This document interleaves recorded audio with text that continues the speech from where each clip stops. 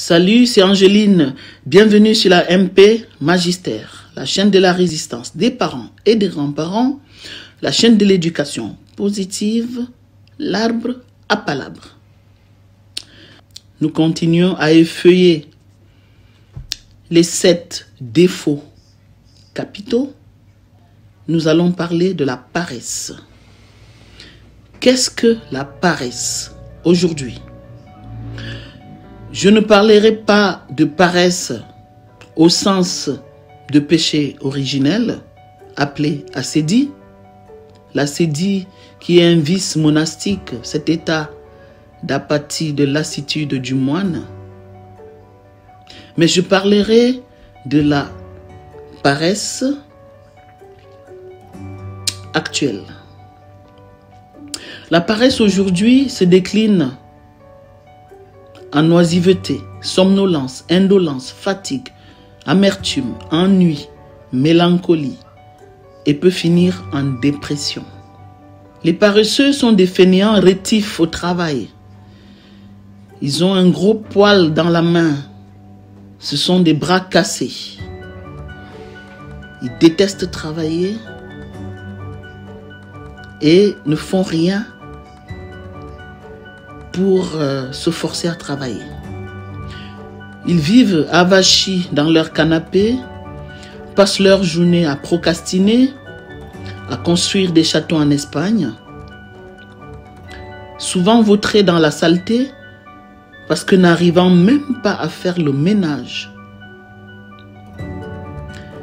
Quand il leur arrive de se lever, de se bouger, de sortir, c'est pour vagabonder, mendier, envier les autres, médire des autres, critiquer ceux qui travaillent.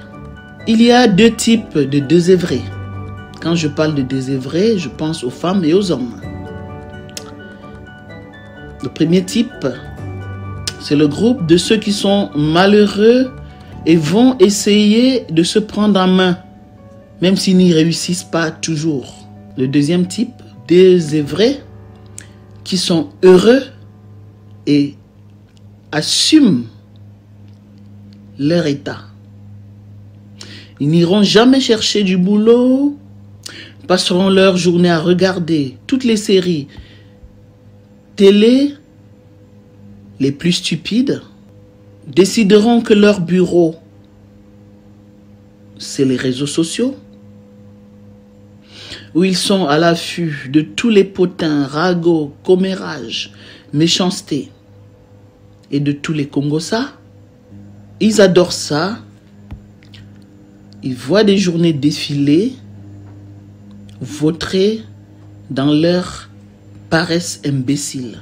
Des jeunes gens d'une allure douteuse, d'une élégance suspecte et aux moyens d'existence suspects aussi, aux moyens d'existence tout aussi suspects, qui sont des amants de femmes généralement plus âgées qu'eux. Aujourd'hui, on parle de sugar boy.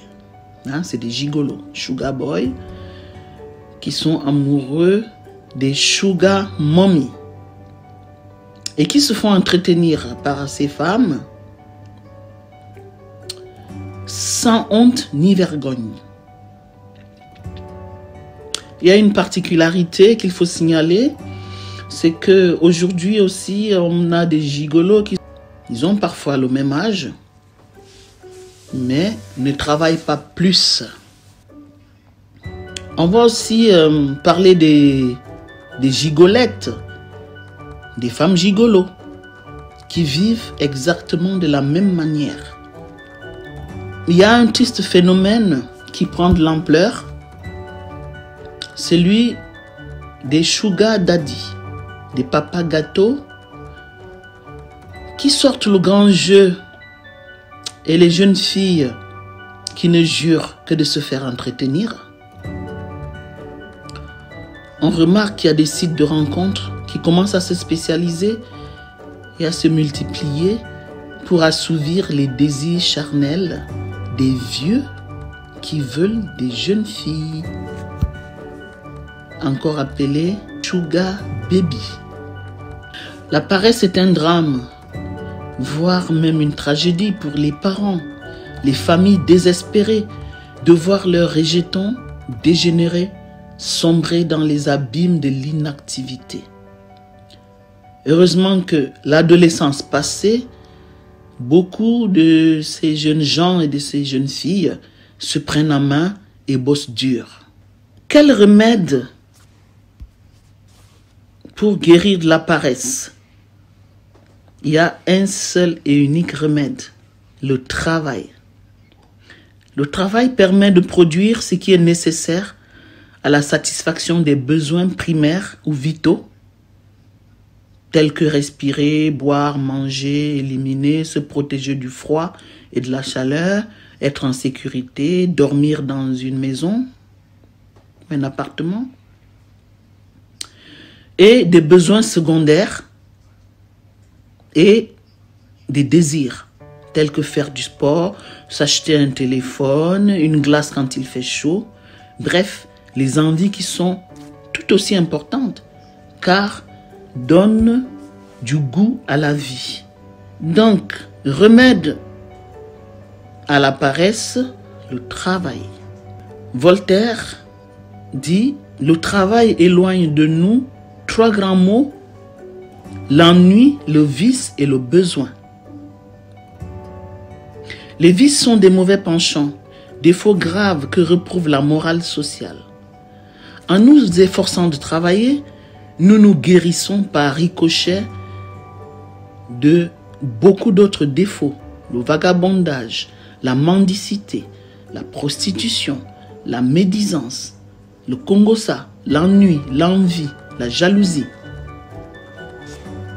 En travaillant, nous échappons à l'ennui qui est un état de vide causé par le manque d'occupation. La maladie du désœuvrement.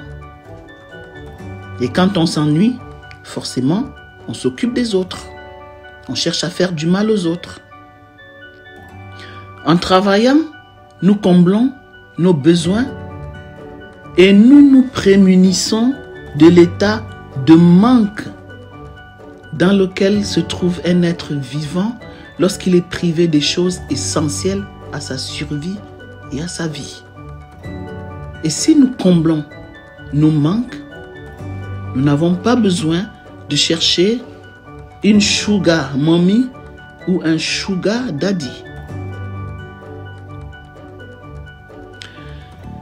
Il faut travailler et montrer à nos enfants le bien fondé du travail. Il faut être des modèles pour eux sur ce plan-là. Nous devons inoculer le goût sans modération du travail à notre progéniture. Alors, chers abonnés, si nous sommes avachis dans les immondices de nos vies à critiquer les autres, nos enfants vont nous mépriser et nous imiter. Si nous n'avons pas transmis à notre fille l'amour du travail, c'est normal qu'elle rêve de s'attraper sa part de sugar daddy, qu'elle rêve de devenir une sugar baby. De même pour notre garçon, il va rêver de trouver une sugar mommy et devenir un sugar boy. Est-ce que c'est ce que nous voulons pour nos enfants? Ne l'oublions jamais, les qualités comme les défauts sont transmissibles et peuvent devenir héréditaires. Pour finir, je vais dire que le travail permet de faire une nette différence entre l'homme et l'animal du point de vue de la satisfaction des besoins. Parce que l'animal survit principalement par instinct. L'homme doit travailler pour améliorer sa survie, son quotidien, son confort. Le travail fournit un revenu et permet de subvenir à ses besoins et à ceux de sa famille. Il donne la possibilité de s'accomplir, de s'épanouir et nous procure le sentiment d'être utile. Le travail contribue à la valorisation de soi-même et favorise l'estime de soi et développe la fierté de nous-mêmes. Le travail nous rend respectueux du travail des autres et nous rend respectables aux yeux du monde. Merci de m'avoir écouté. Abonnez-vous, likez, activez la cloche de notification pour ne rien rater. On est ensemble.